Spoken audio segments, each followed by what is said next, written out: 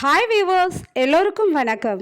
இன்னைக்கு எபிசோடில் அழகே அழகு தொடர்கதையை தான் பார்க்க போகிறோம். எல்லோரும் கும்பலாக சேர்ந்து 3 ஜோடிகளாக கொடைக்கானலுக்கு வராங்க. டூர் வரும்போது எல்லாருமே பாக்கியராஜ்கிட்ட தான் பேசிக்கிட்டு இருக்காங்க. அவங்களுடைய மனைவியும் அவருடைய தங்கச்சியும் அவருடைய தம்பி பொண்டாட்டியும். ஆனால் தங்கராஜும் சுரேஷும் இவங்க 2 பேருமே செட்டாக இருக்கிறாங்க. அதை பார்த்ததும் தங்கராஜுக்கு கோபமாக வருது. பாடுறா, உங்கள் அண்ணன் எப்போ பாடுறா, உங்கள் அக்காவையும் உங்கள் ஒய்ஃபையும் உங்கள் அண்ணியும் சுற்றி தாண்டா இருக்கிறான். எந்த நேரம் பாரு பொம்பளைங்க கிட்ட தாண்டா அவனுடைய மீட்டிங்கு அப்படின்னு சொல்கிறார் தங்கராஜ் பாக்கியராஜ. அதுக்கப்புறமா என்ன பண்ணுறாருன்னா சரியாவா குடிச்சிட்டு இருக்கிறாரு தங்கராஜ். அப்புறம் ரூமுக்குள்ள அவங்க மனைவி ரேவதி கிட்ட கேட்குறாரு, ஏன் ரேவதி, நான் உனக்கு ஒரு தோடு வாங்கி கொடுத்தனே, எங்க அந்த டைமண்ட் தோடு அப்படின்றாரு. நான் தான் என் தம்பி கல்யாணத்தில் போட்டிருந்தேனேங்கன்றாங்க. உனக்கு நிறைய மோந்திரம் எல்லாம் வாங்கி கொடுத்துருக்குறேன்ல நான் அப்படின்றாரு. ஆமாங்க வாங்கி கொடுத்துருக்கீங்க அப்படின்றாங்க. நான் உன்னை நல்லா தானே வச்சிருக்கிறேன் அப்படின்னு சொல்லி கேட்குறாரு போதையில். நல்லா வச்சுருக்கீங்க அப்படின்னு சொல்கிறாங்க. அப்போ ஏன் அவன் என்ன அப்படி சொன்னான் அப்படின்னு ஒரே கத்துறாருங்க. உடனே யாருங்க என்னங்க சொன்னதுன்னு சொல்லிட்டு அவங்க ஒய்ஃப் ரேவதி ரொம்ப பயப்படுறாங்க. சரி ரேவதி நீ பயப்படாத ரேவதி, நான் உன்னை நல்லா தானே பார்த்துக்கிறேன் அப்படின்னு சொல்லிட்டு போதையிலேயே தூங்கிடுறாரு. அப்போ ரேவதி நினைக்கிறாங்க, நல்ல வேலை இவர் தூங்கிட்டாரு, இல்லைன்னா இன்னைக்கு ஒரு நாள் ஃபுல்லாக இவர் இதையே வச்சு பிரச்சனை பண்ணியிருப்பார். ஒரு நாள் கடக்கிறதுக்கு என்ன இவர் கூட இப்படி இருக்கே அப்படின்ட்டு ஃபீல் பண்ணுறாங்க.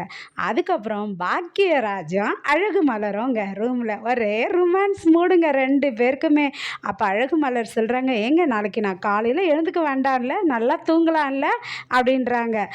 நல்லா தூங்கு மலரே அப்படின்றாரு. ஏங்க ரொம்ப நாள் ஆச்சுங்க, என் ஃபோனில் அலாரத்தையும் கட் பண்ணிடுறேங்க, என் ஃபோனாவது நாளைக்கு நிம்மதியாக அலாரம் இல்லாமல் தூங்குங்க ரொம்ப வருஷம் கழிச்சு அப்படின்றாங்க. உடனே பாக்கியராஜ் கேட்குறாரு காலையில், ஏன் மலரே காலையில் எழுந்து நம்ம வாக்கிங் போகலாமா அப்படின்னு சொல்லி கேட்குறாரு. உடனே கோவம் வருதுங்க அழகு மலருக்கு. அப்போ பாக்கியராஜ் ஐஸ் வைக்கிறாரு.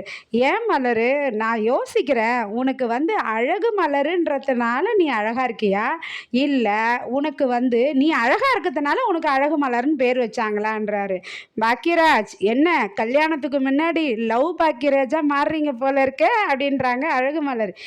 அப்படிலாம் இல்லை, நான் எப்பவுமே அப்படிதான்டி, என் பொண்டாட்டி அவ்வளோ அழகா இருக்கிறடி நீ அப்படின்னு சொல்லிட்டு ஐ லவ் யூ மலரு அப்படின்றாரு. இன்னும் கொஞ்சம் சொல்லு, காதில் தேன் பயராமா இருக்குதுன்னு சொல்லிட்டு 2 பேரும் ஐ லவ் யூ சொல்லிக்கிறாங்க, முத்தம் கொடுத்துக்கிறாங்க. ரூமில் ரொமான்ஸை காலெல்லாம் அழுத்தி விட்டுட்டு இருக்கிறாருங்க அவங்க வீட்டுக்காரு அவங்களுக்கு.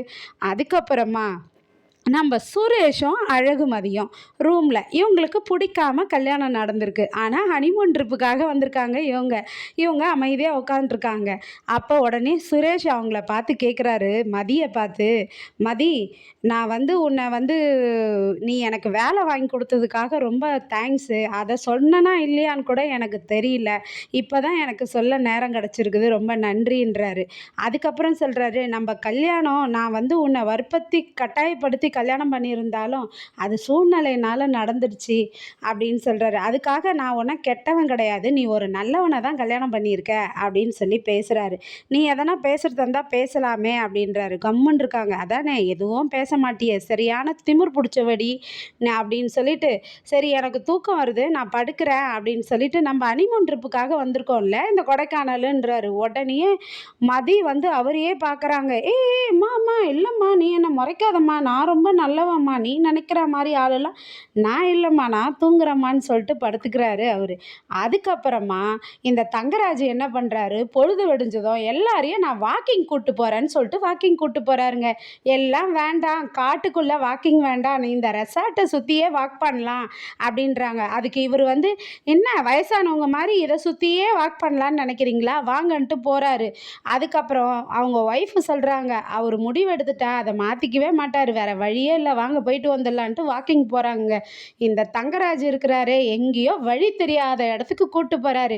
எல்லாரும் சேர்ந்து காட்டுக்குள்ளே வழி தெரியாமல் மாட்டிக்கிறாங்க. நாளைக்கு இந்த கதையில் எப்படிலாம் நடக்குதுன்றது, வழி எப்படி கிடைக்குதுன்னு நாளைக்கு ஆர்வமாக காத்திருந்து பார்ப்போம். நன்றி, பாய்.